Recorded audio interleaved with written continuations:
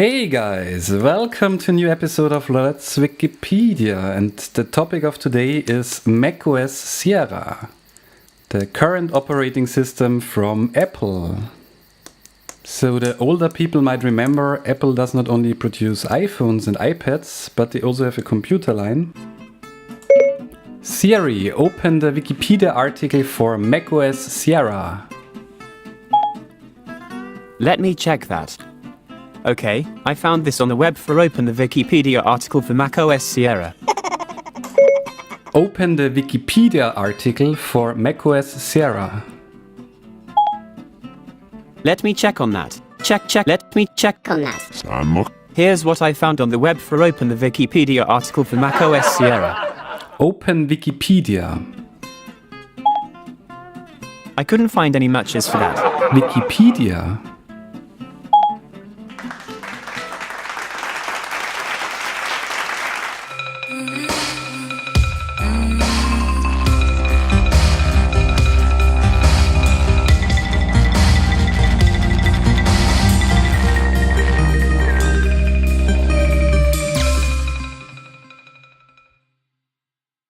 macOS Sierra, which is the version 10.12, is the 13th major release of macOS, which was previously called OS X, Apple's desktop and server operating system for Macintosh computers. So Apple changed the name to macOS to fit it more to the iOS and watchOS ecosystem.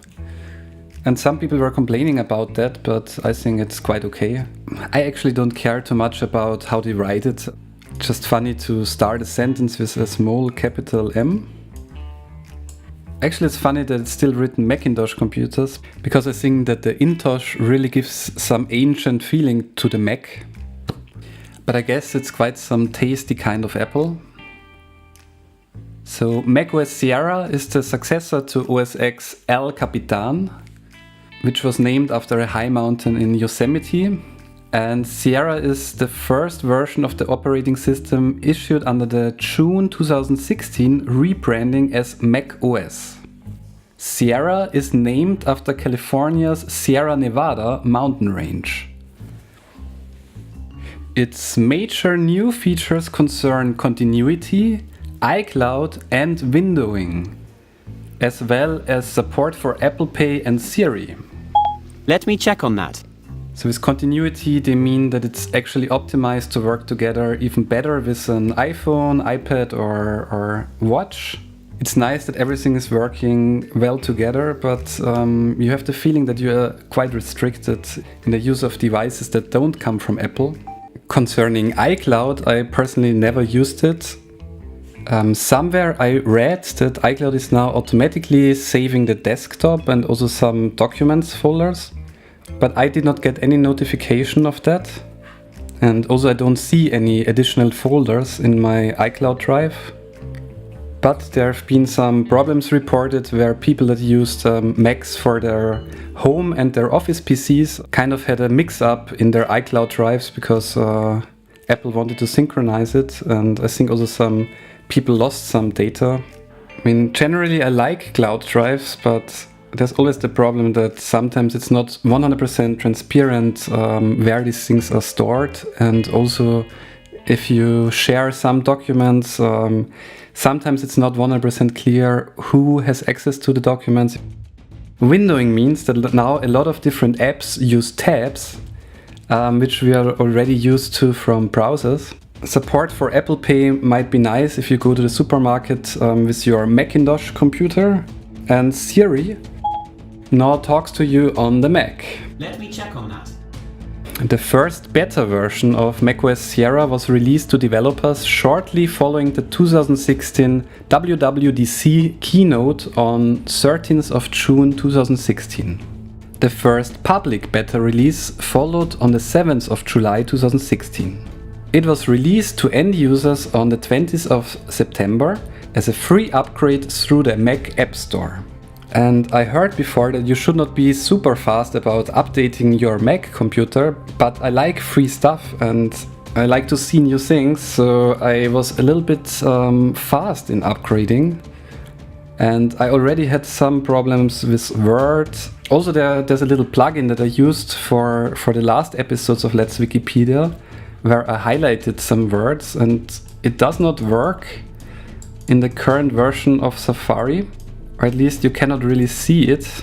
I cannot choose a highlighting mode here, but most annoyingly, I cannot open Ableton, which is a music producing software, and I really have to see about that. The general update process is very smooth for Apple computers. It feels like you just make a restart and some minor changes, but you have a completely new OS. But in the background, some things change, and they can also be restrictive. I think one of the main problems is that Apple does not work together very closely with the developers of other apps.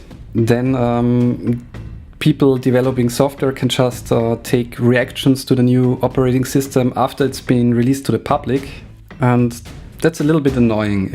If you pay some money for an Apple product, and it's quite some money, then you at least want it to work properly.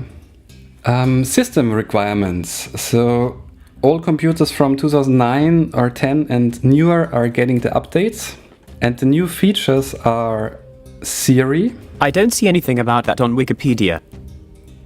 Oh, what's the keyboard shortcut for it? Here it also says that iCloud Drive can upload the documents and desktop folders to other devices, like that you, for example, can access the desktop from your iPhone. Auto unlock and universal clipboard. So you can, for example, use an Apple Watch to unlock the device, or copy, cut, paste between the computer and your iPhone if you have both of these things. Tabs and picture-in-picture, so multiple tabs within a single window.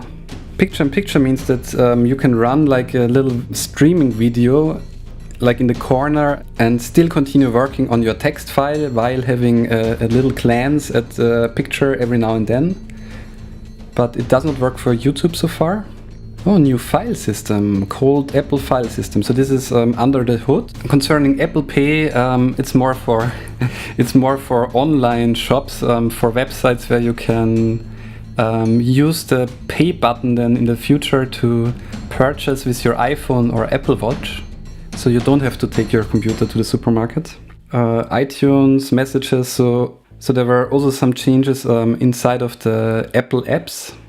So actually that's it for macOS Sierra. So thanks a lot for watching, and see ya in the next one.